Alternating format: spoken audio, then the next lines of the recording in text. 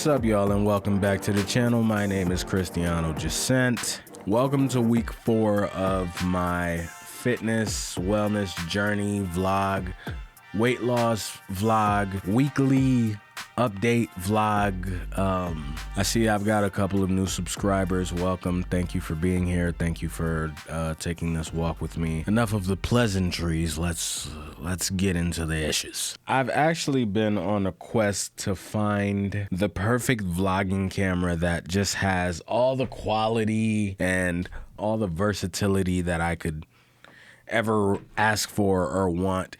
And I think I have found that camera, and I'm going to roll the footage for you right now.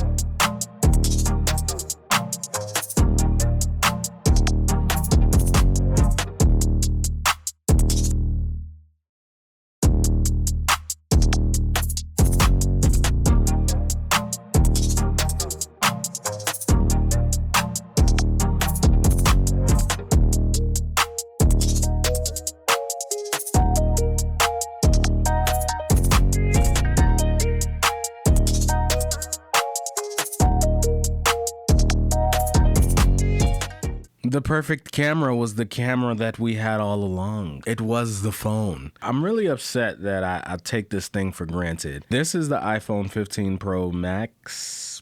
I don't know, maybe I've had this phone ever since they announced it. And before that, I was rocking this nice, pristine iPhone 8 Plus since 2017, maybe 18. I'm not one to switch iPhones every year. This being USB-C and having ProRes log is really why I wanted to get this phone. I said, you know what? I'll shoot more content on the phone for verticals and stuff like that, and I'll make great use of it.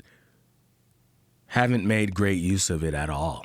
Since I have cameras, I gravitate more towards using cameras. But as somebody who's beginning to vlog and who's not super comfortable with vlogging yet, this is a good gateway vlog camera because it's just good enough. But really, you just want to capture the moments. Everything doesn't have to be cinematic. Shout out to Big Cook. Matter of fact, I could have and I should have been shooting this in 30 frames per second. I ain't gonna do that, Big Cook. That being said, I've embraced the iPhone. I want to make sure I'm catching the moments and not thinking, oh my gosh, which camera, which focal length, oh my gosh. And I'm be honest with y'all, man. I be anxious to pull my camera out, and I feel like eventually I'll get over that. But I have to get the reps in first. That brings me to point number 2: get your reps in. Yes, I wrote a little script because I have things to say.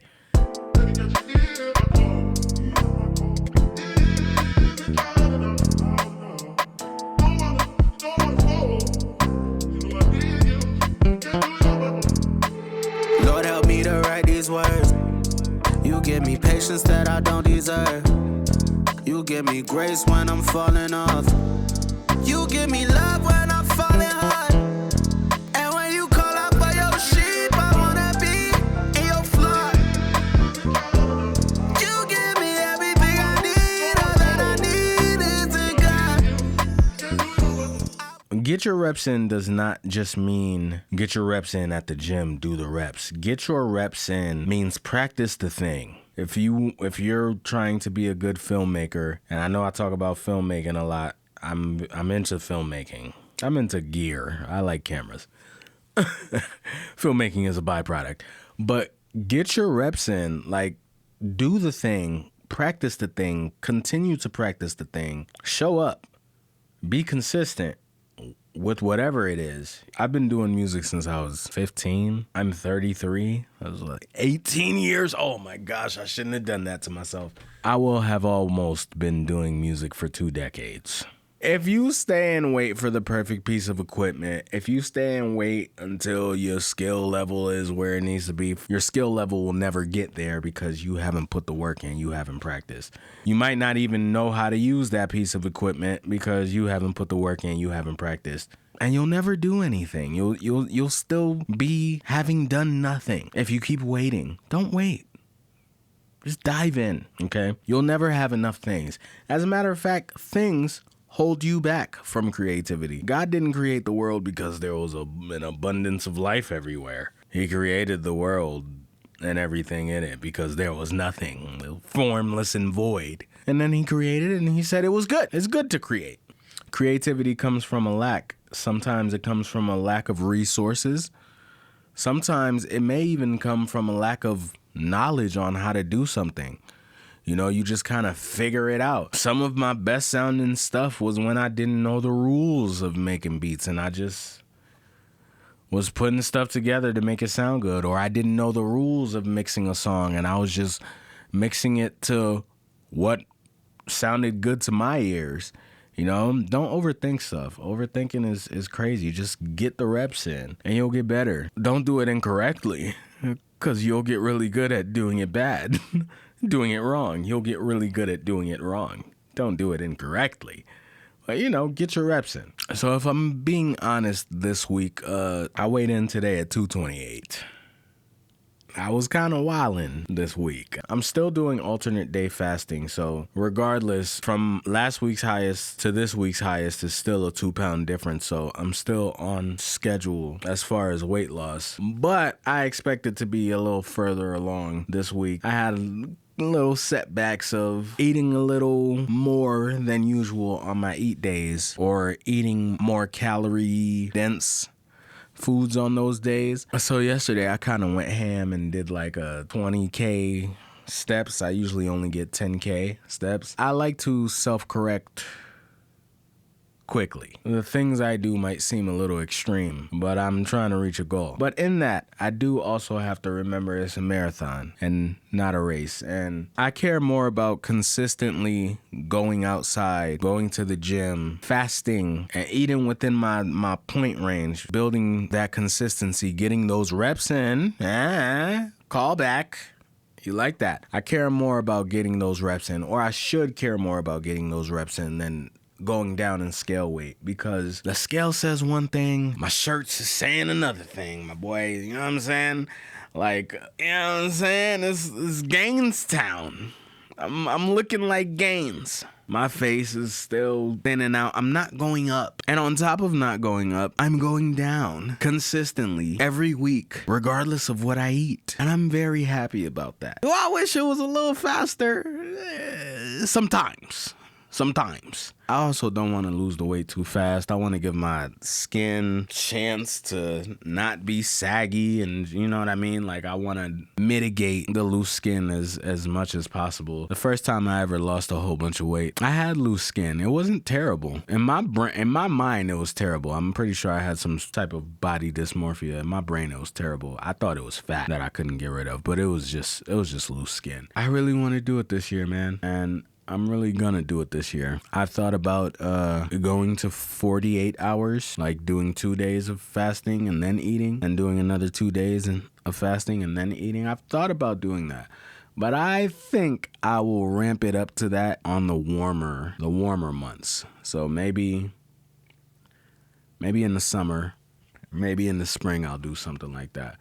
But I don't want to burn myself out too early. Yes, I still have the goal of 220 by the end of this month, and I'm gonna hit that. And I might have to make myself a little uncomfortable to do that, but that's where growth is, you know? And I'm doing it for God. I saw my neighbors, and I went to talk to them. They were like, "Hey, you're looking good," and stuff like this. And you know, we were just talking about how difficult it is to stay on track and stuff like that. And I just told them, this time I'm doing it, you know, I'm doing it for Jesus. I'm sacrificing fat in the temple. My Christians, y'all understand that. Even some of my Jewish friends, you know, y'all understand that too. But I'm sacrificing fat in the temple. That's what I'm doing. I want to be a good representation of what a Christian should be, and I want my discipline to be shown through my body. That's on my body, you know? I don't want to be telling people how to live their lives, and I clearly look like I can't even manage my appetite.